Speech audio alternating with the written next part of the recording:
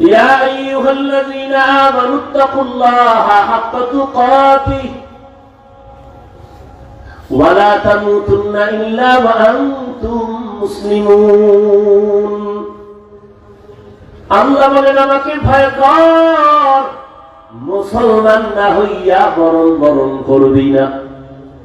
মাওলানা না হয়ে মরিস না বলেন নাই, মুফতি না হয়ে মরিস না বলেন নাই, টাকাওয়ালা না হয়ে মরিস না বলেন নাই, পীর না হয়ে মরিও না বলেন নাই, ডাক্তার ইঞ্জিনিয়ার প্রফেসর না হয়ে মরিও না বলেন নাই।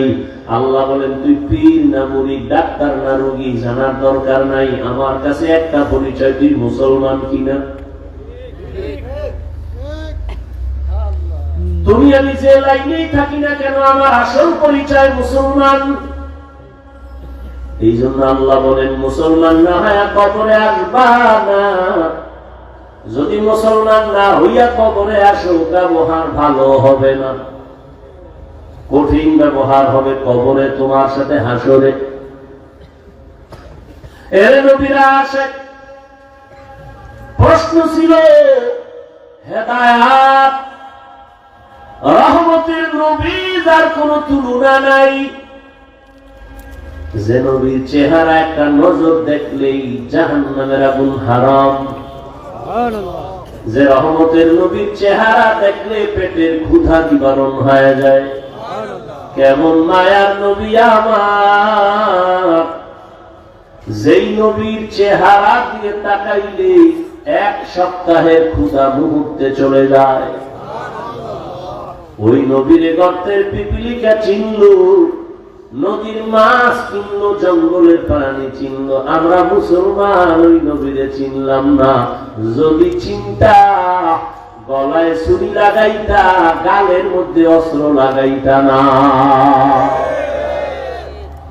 মুসলমানি বাওয়াত গরুদান নেহাদান এনানে খুদবত সুতে খাজাদান গর্বসুরত আদমি ইনসাবুদে আহমদবু জাহলুহা মেকসাবুদি। আপনাদের কষ্ট হয়? উঠা বসা করলেন মোনাজাত দিয়ে দেখি। কারণ বয়ান শোনার আগ্রহ না থাকলে করে লাভ কি? কোন বক্তার এলেমের বাহাদুরিতে আর আমলের পাওয়ারে বয়ান হয় না। বয়ান যা কিছু হয় ভালো মন্দ শ্রোতাদের অন্তরের মোহাব্বত আর আকর্ষণের উপরে বয়ান হয়।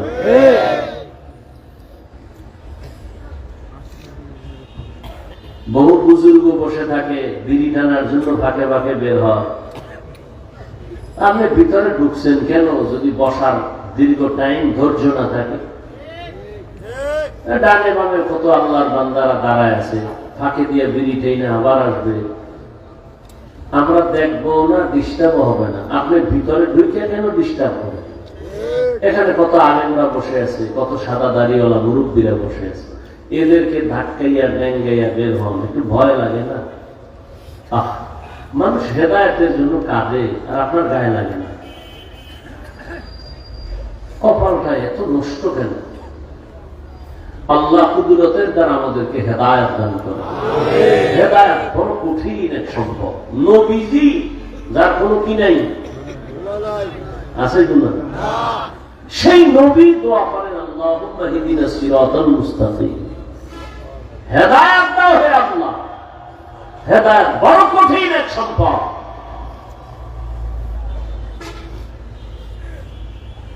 দুনিয়ার সব মানুষের হেদায়েতের জন্য আল্লাহ কোরআন দিলেন, কেন দুনিয়ার মানুষ হেদায়েত পেল না?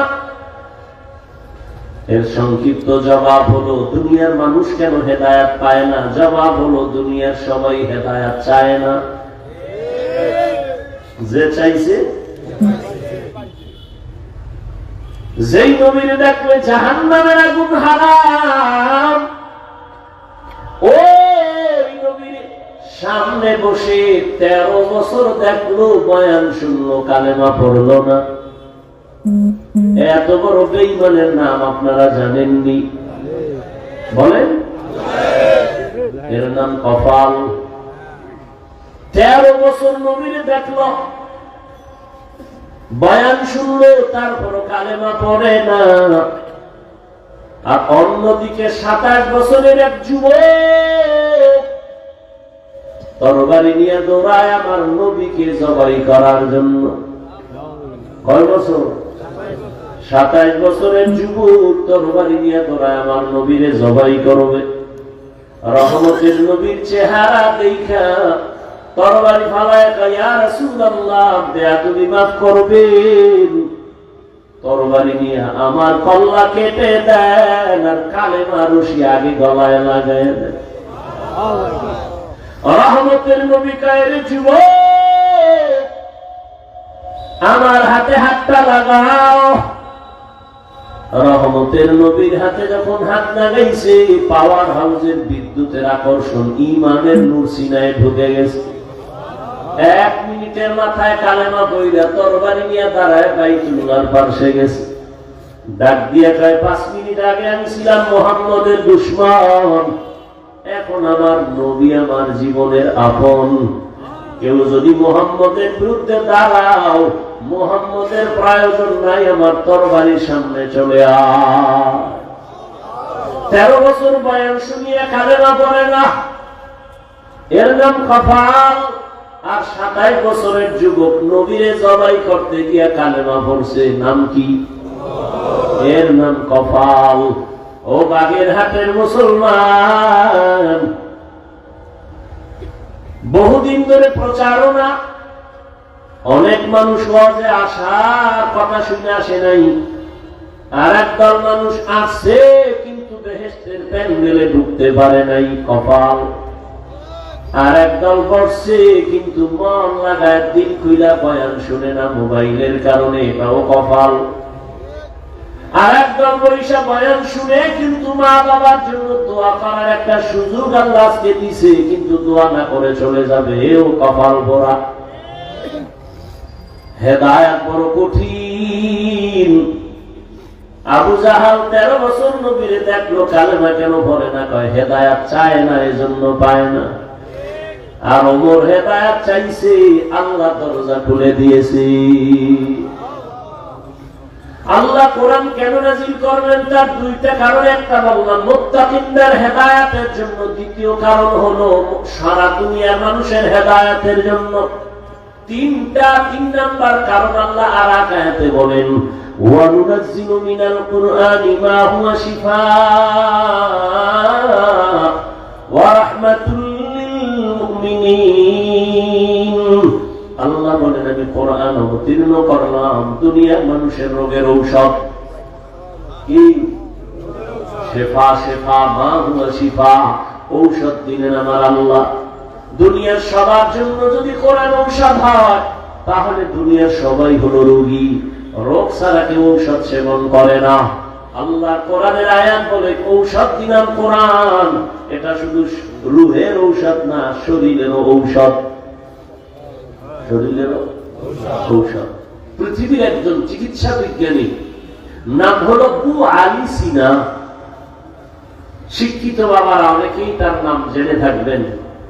চিকিৎসা বিজ্ঞানীদের মধ্যে একজন দামি, আবু আলী সিনা। তিনি কোথাও এক জায়গায় গেলেন, গিয়ে দেখেন ঘরের মধ্যে এক ব্যক্তি অসুস্থ। এলাকার একজন বুজুর্গ আল্লাহওয়ালা তার শরীরে ঝাড়ফুঁক দিতেছে, মেসেজ করতেছে। আবু আলী সিনা পাশে বসলেন। কিছুক্ষণ পরে কাহিনী দেখা, আমি এত বড় চিকিৎসা বিজ্ঞানী, উনি করে কি? ঝাড়ফুঁক দেয়। বলে, মৌলবী কি করো? এটি করো কি? হুজুর কথা বলে না। আবার প্রশ্ন, কি করো? হুজুর বলে, আমি কি করি তুমি গাধা, বুঝবা না? এত বড় চিকিৎসা বিজ্ঞানীর যখন গাধা কইছে, মাথা গরম। এই মৌলবী এত বড় সাহস, আমারে বকা দিলা কেন? বাজে কথা বললা কেন? হুজুর ওই ইনজেকশন একটা দিয়া হে হ্যার কাজে আবার নিয়োজিত। আর ও যে করতেছে শুনে না। আবু আলী সিনা দীর্ঘ টাইম হুজুরকে টার্গেট করে ধমক ধমক দিয়ে কথা বলে। দীর্ঘ টাইম বলার পরে এবার হুজুরে কয়, ভাই আপনি রাগ করলেন কেন? আমার রাগ করবো না কেন? আমি কি আপনার গালে হাত দিছি, শরীর টাচ করছি? কয় না। আপনি রাগ করবেন কেন? আপনি আমাকে গালি দিলেন কেন? আমি একটা মুখে কথা বলছি, এতে আপনার রাগ হওয়ার কি আছে? আমার মুখ দিয়ে বলছি, আপনার গায়ে আমি হাত দিই না,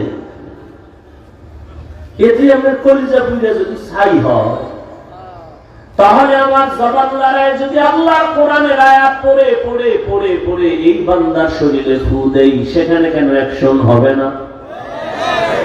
আউলিয়ারা কারে অকবা ইখতিয়ার, জাহেলারা কারে দুনিয়া ইখতিয়ার। মাইলে মোমেন সোয়ে মোমেন মিশাওয়ার, মাইলে কাফের সোয়ে কাফের মিশাওয়ার। বুঝে না বুঝে না, বুঝার চেষ্টাও করে না, বিরোধিতা করে। কপাল এত খারাপ। আমাকে বলেন তো, একটা দুধের বাচ্চা খুব ফুটফুটে সুন্দর গোলাপ, এর দিকে ঝাঞ্ঝা করে নজর লাগাইছে। বাচ্চাটা ক্রমান্বয়ে অসুস্থ, খানা দানা ছেড়ে দিছে। এরকম ঘটনা আপনাদের জীবনে জানা আছে? বলেন, সত্য কথা বলেন। তাহলে একটা গাঞ্জাখোর বেনামাজি বেআমলওয়ালার নজরের মধ্যে যদি পাওয়ার আছে না নাই?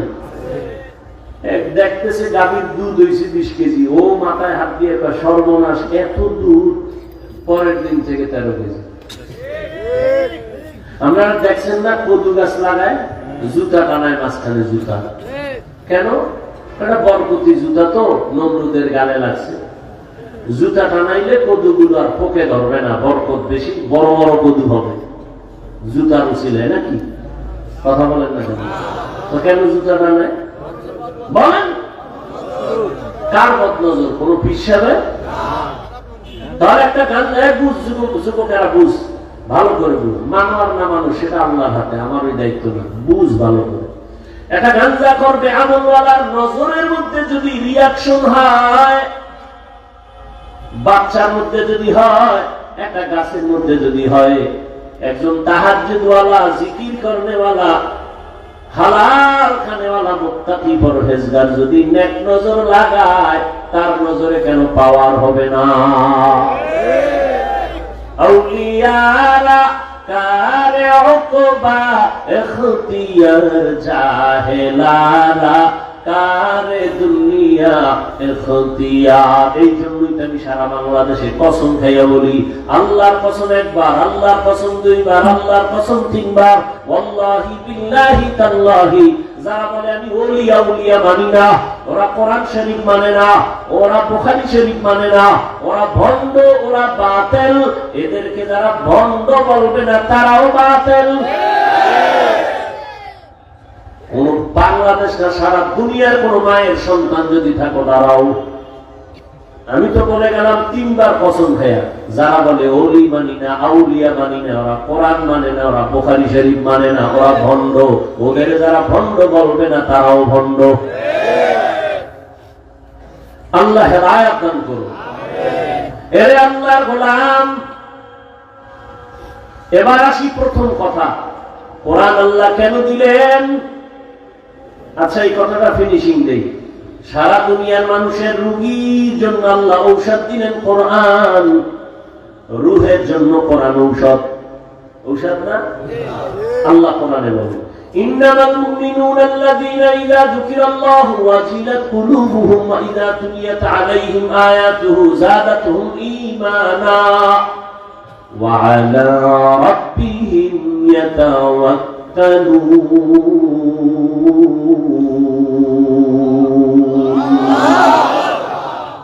আল্লাহ বলেন, আমার কোরআন কেমন ঔষধ? এই তেলাওয়াত যত করবে তত ঈমানের পাওয়ার বাড়বে, পাওয়ার বাড়বে, পাওয়ার বাড়বে। আমার চোখে একটা সানগ্লাস লাগাইছি, চশমা, আমার আয়নার পাওয়ার আছে কত? 50 - কারো চোখের আয়নার পাওয়ার আরো বেশি। কেন? কয় 10 হাত দূরে যা আছে এই পাওয়ারে দেখবা, আরো পাওয়ার বাড়াও। 50 হাত দূরে আছে দেখবা, আরো পাওয়ার বাড়াও। গ্লাসের 100 হাত দূরেরটা দেখবা, আরো পাওয়ারওয়ালা গ্লাস লাগাও। চন্দ্র উঠছে নাকি উঠে নাই? রমজান মাসের আগে হেলিকপ্টার নিয়ে উপরে উঠা ওই দূরবীন দিয়া ক্যামেরা লাগায়া দেখে, পাওয়ারওয়ালা আয়না লাগায়া 500 মাইল দূরেরটা দেখে, 1000 মাইল দূরেরটা দেখে। বুঝেননি? ঠিক যারা কোরআন তেলাওয়াতে কলবের পাওয়ার বাড়বে, পাওয়ার বাড়বে, পাওয়ার বাড়বে, ওই কলবের আয়না দিয়া যখন নজর দিবে, ওই বান্দা এখানে বৈশা সারা দুনিয়া দেখবে। সময় হইলে জবাব আরো দিব, আল্লাহ যদি মনে রাখায়। কারণ আমরা তো মুখস্থ করা বয়ান করি না, ডায়েরি দেখেও করি না। আর এখানে কি বয়ান করবো, এটা বাসার থেকে লিস্টি করে আসি নাই। আউযুবিল্লাহ পড়ার মধ্যে ঘুরছি, জেহেন ঘুরাইছি, কোন আয়াতটা পড়বো। বিসমিল্লাহ যাইয়া এই আয়াত সামনে আসছে, জেহেনে ওই আয়াত পড়ে ফেলছে। এখন এই আয়াত দিয়া 1000 জায়গায় বয়ান করছি, এই কথা আসে না ওই সমস্ত জায়গায়। এখানে এই আয়াত অনুযায়ী যে কথা আসতেছে, আল্লাহ বের করতেছে। মুখস্থ করে কথা বলা যায় না, সব আল্লাহর কুদরত। আমার কোনো হেডম নাই, আর আমি বান্দারকে নিয়ে এলে আমল কিচ্ছু নেই। এটা তোমার ফেসবুকে লেখা লাগবে কেন?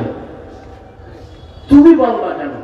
আমি তো বলি আমার এলে মনে হয় আমল নাই, তবে আমার একটা পুঁজি আছে যেটা তোর 14 গোষ্ঠীর নেই। সেটা হলো আমার মা বাবার চোখের পানি আর খাঁটি আল্লাহ আমাদের নেক দোয়া, 14 গোষ্ঠীর মধ্যে নাই। এইরকম আল্লাহ আল্লাহর দোয়া পাইয়া বাংলাদেশে নয় সারা বিশ্বের নাম করে গেছিলেন তোমাগো এই অঞ্চলের কিংবদন্তি ইসলামের স্কলার আল্লামা দিলওয়ার হোসেন সাইদি। কেউ জানে না বাংলাদেশে, সবগুলো অন্ধভক্ত। আমরা যা জানি তোমরা কিচ্ছু জানো না। দিলওয়ার হোসেন সাইদির বয়ান আমাদের কওমি আলেমরা মহব্বত করে, আলিয়াওয়ালারা মহব্বত করে। তার বয়ানের মধ্যে একটা রূহ ছিল। কিয়ামতের বয়ান করছে সাইদি সাহেব, পাগলের মতো হয়ে গেছে চট্টগ্রামের ময়দানে। এটি এমনি হয় না, বুঝো। আল্লাহ ওনার দোয়া পাইছিলেন, আর সে যেখানে লেখাপড়া করছে ও তো আল্লাহর ওলিদের মার্কাজ, চাচ্ছি না কি? তোমার খবর আছে? তুমি একদম মোজ বড় কইরা দাড়ি কাইটা ফতুয়া দাও, অলি মানি না, আউলিয়া মানি না। তোর মতো গাঞ্জা করে না মানলে কি আসবে যাবে?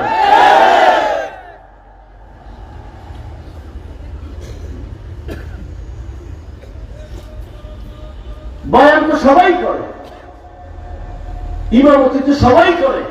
কারো তেলাওয়াতে দিল কেড়ে নেয়, কারো তেলাওয়াতে মজা লাগে না। কেন? এগুলো রূহ। তেলাওয়াতের রূহ আছে, বয়ানের মধ্যে রূহ আছে। এই রূহটা আসে, বয়ানের আকর্ষণ আল্লাহ চোখের পানিতে দেয়, আল্লাহ আমাদের নেক দোয়ার কারণে আসে। এটা এমনি না। একটু আগে বলছি না, থানায় আসামি নিয়ে ভিড়ায় কাঁদে না, আর ওয়াজের প্যান্ডেলে আল্লাহর প্রিয় বান্দাদের বয়ানে মানুষ কাঁদে কেন? ওরে মারলো কে? বুঝো।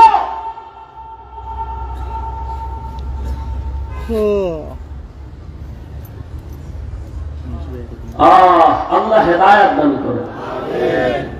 কোরআনের তেলাওয়াত বাড়বে তো ঈমানের পাওয়ার বেড়ে যাবে। দুনিয়ার সব মানুষ হলো রোগী, ঔষধ হলো কোরআন।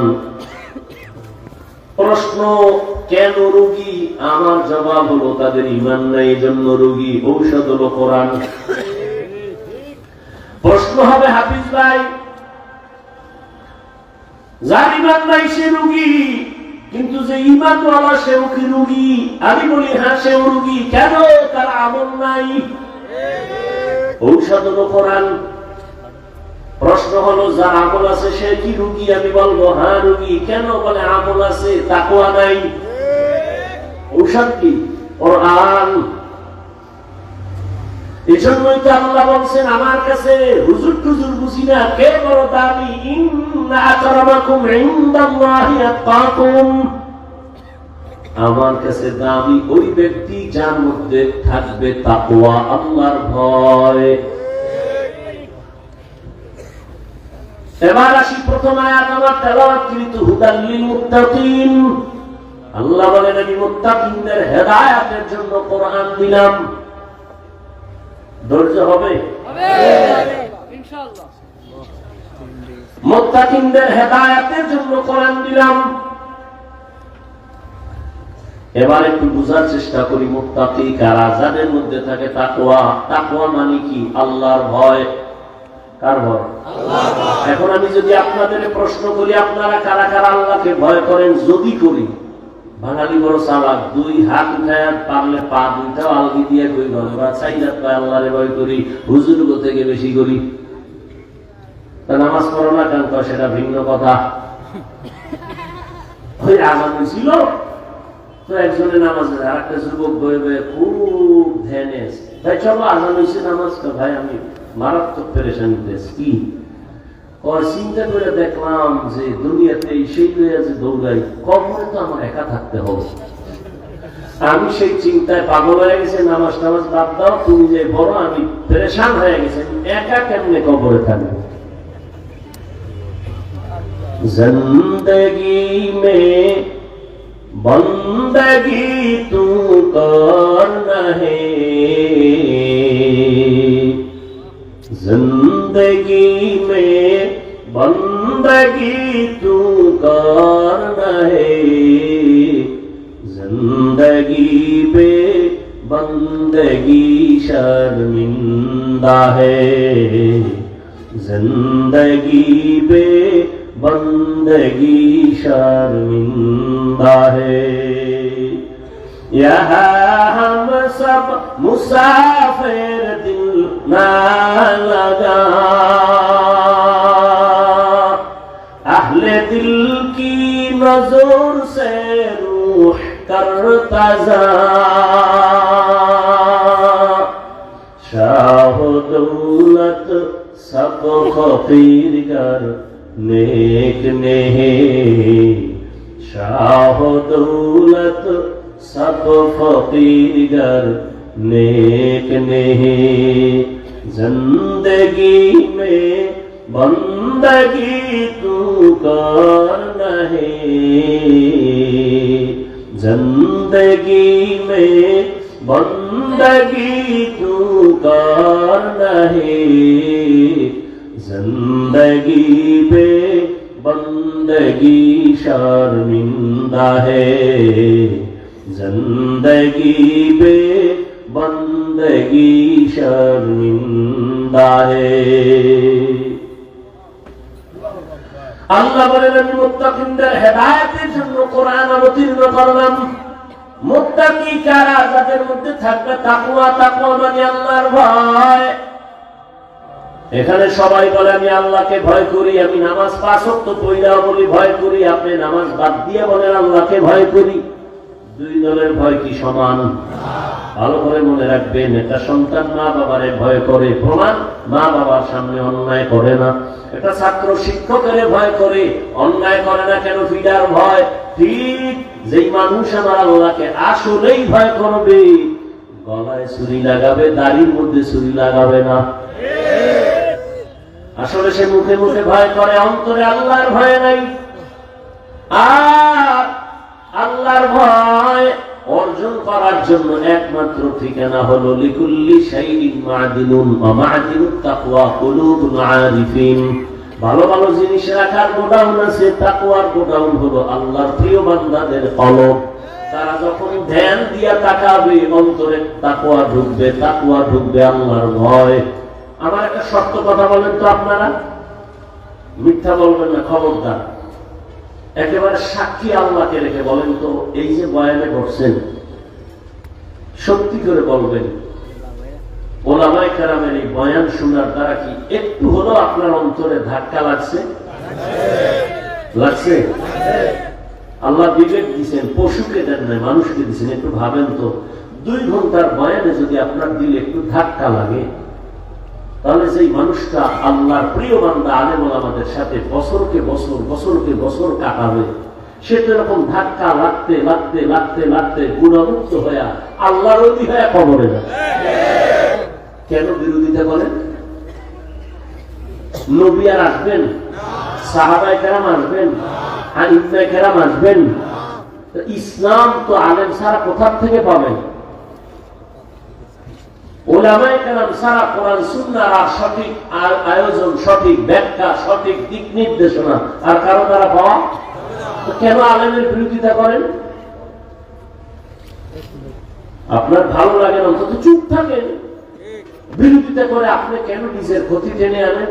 আলেমের তো ক্ষতি হবে না, ক্ষতি তো আপনার হবে। কি এই আলেমের বিরোধিতা কইরা আলেমের ক্ষতি হয়েছে? যারা বিরোধিতা করছে তাদের ঘর বাড়ি ছাড়া। কি তোমরা যারা বিরোধিতা করো, তোমরাও গাছটি গোল রাখো। তোমরা কখন যে কেউ তো পালাইছে, তোমার পালাবারও সুযোগ থাকবে না।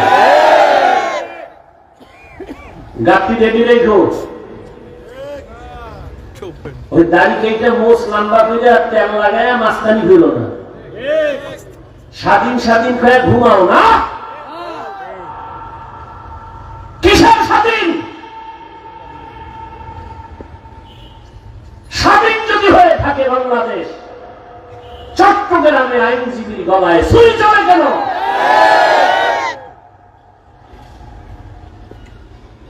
মুসলমানের স্বাধীন ওই দিন যেদিন ইসলামের স্বাধীন হবে। স্বাধীন বলে নাকে তেল লাগায় ঘুমাবি স্বাধীন যেদিন দেশের প্রত্যেকটা মসজিদ আর মাদ্রাসা কমিটির মধ্যে সুদখোর বেনামাজি থাকবে না। যদি কিসের স্বাধীন? চরমনায় মাঠে বলেছি কাফন কিনে রেডি রাখো। মুসলমানের আন্দোলন একবার নয়, বারবার। জালেমের বিরুদ্ধে আবার আন্দোলন করতে হবে, রেডি থাকুন। আজকেও শুনলাম ঢাকাতে মানববন্ধন করতেছে। এত এত কিছুর পরেও শিক্ষার মধ্যে সেই সমকামিতা, ট্রান্সজেন্ডার নিয়ে এখন আমাদের আলেমরা নামছে আবার মানববন্ধন করে। তুমি স্বাধীন স্বাধীন করে নাকটানি খো।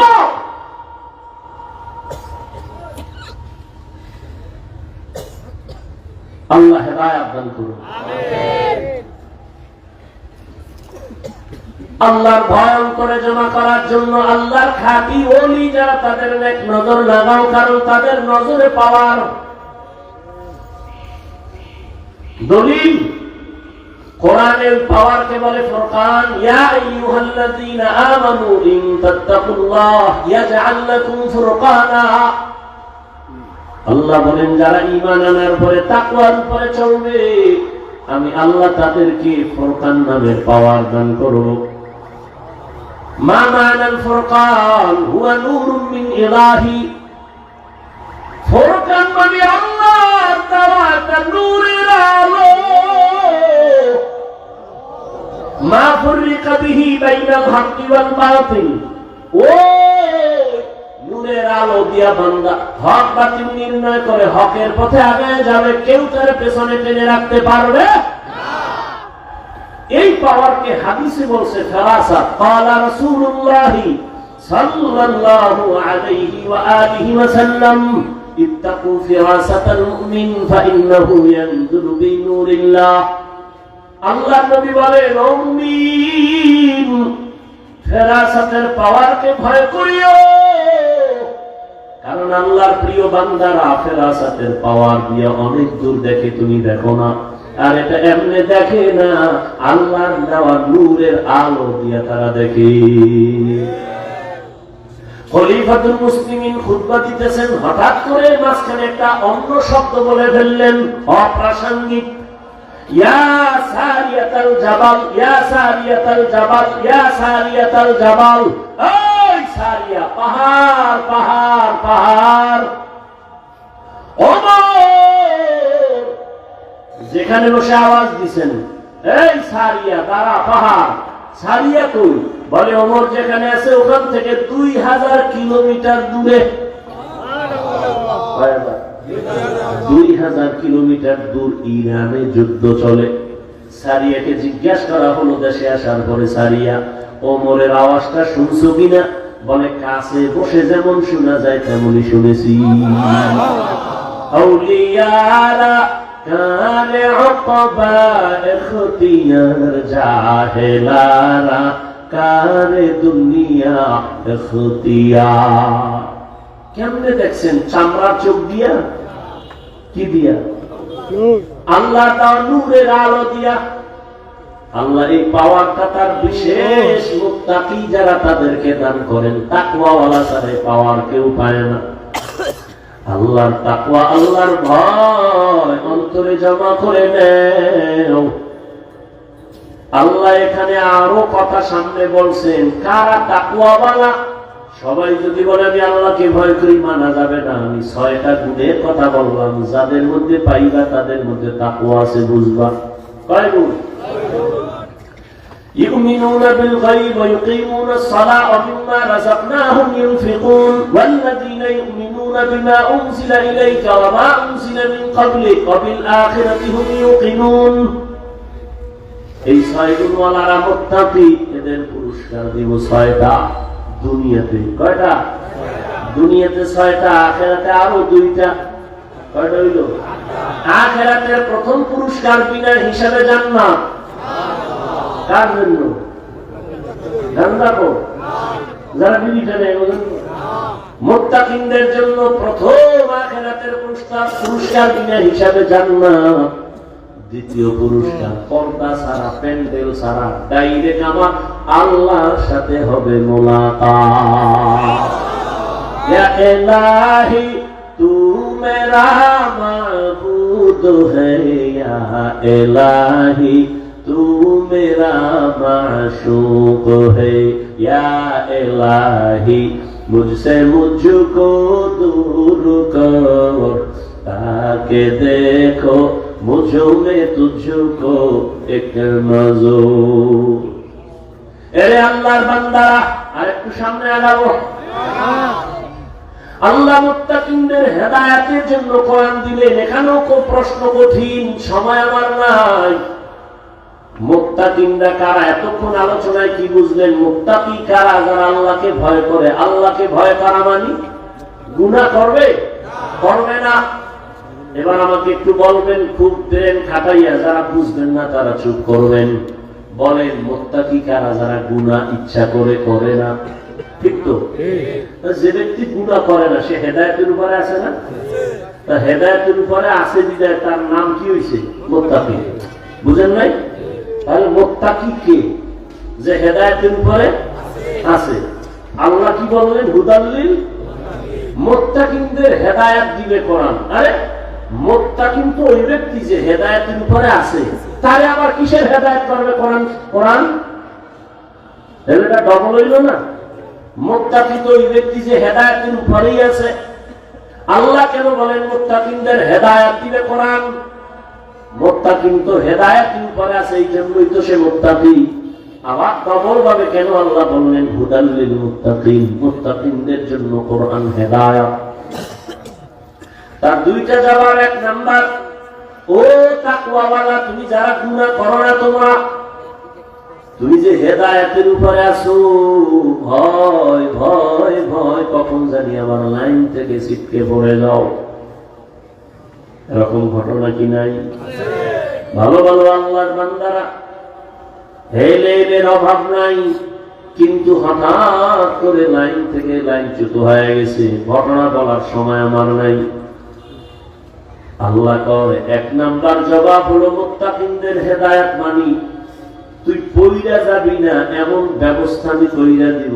মুত্তাকি যদি মজবুত হয়ে চলো, আমি কোরআন ধরে রাখ, সুন্নতে নববী ধরে রাখ, আমি আল্লাহ তোরে হেদায়েতের উপরে ধরে রাখার ব্যবস্থা করব, পড়ে যাবি না। এর নাম হলো ইস্তেকামত। কি নাম? আল ইস্তেকামাতু খায়রুম মিন আলফি কারামাহ। ইস্তেকামত মজবুতি, এটা এত দামি যে একজন প্রিয় আল্লাহওয়ালা 1000 অলৌকিক ঘটনার থেকেও দামি। এজন্যই তো আল্লাহ পাক বলেন নামাজের প্রত্যেক রাকাতেই তো আমরা হেদায়েত চাই, ইস্তেকামতের হেদায়েত, সিরাতাল মুস্তাকিম।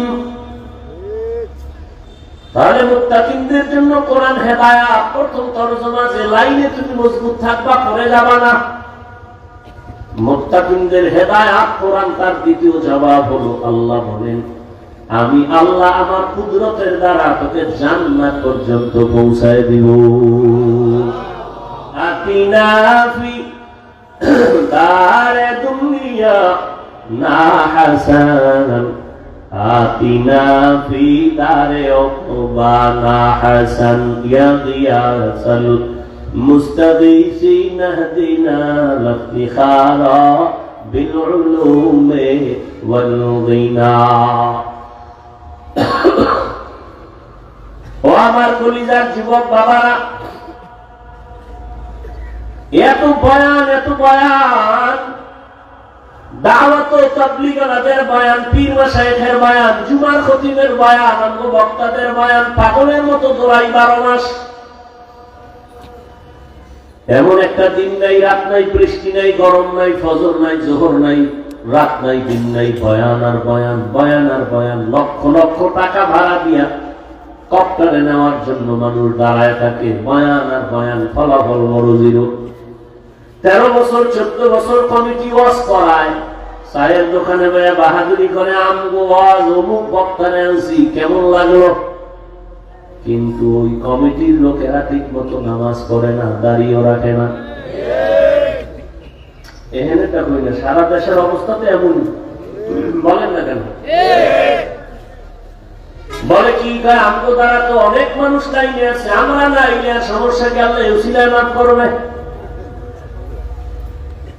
এরে আল্লাহর গোলাম হে যুবক,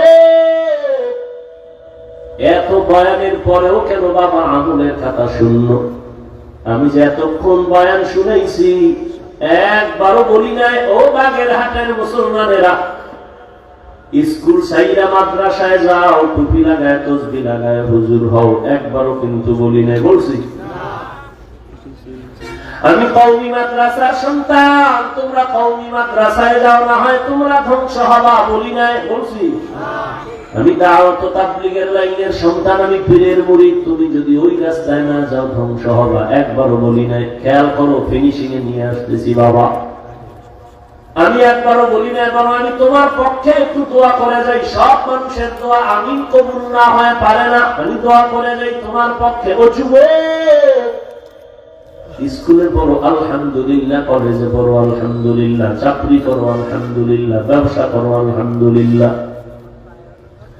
তুমি ডাক্তার হও, ইঞ্জিনিয়ার হও, প্রফেসর হও, ব্যবসায়ী হও, চাকরিজীবী হও, বাধা নাই, বাধা নাই, বাধা নাই। তবে আমার ছোট এক দাবি হলো, বেয়াদব জীবনে হইও না। খবরদার বেয়াদবি করিও না, মা বাবার সাথে বেয়াদবি করিও না, শিক্ষকের সাথে বেয়াদবি করিও না, আলেম ওলামার বিরোধিতা করে বরদোয়া নিও না।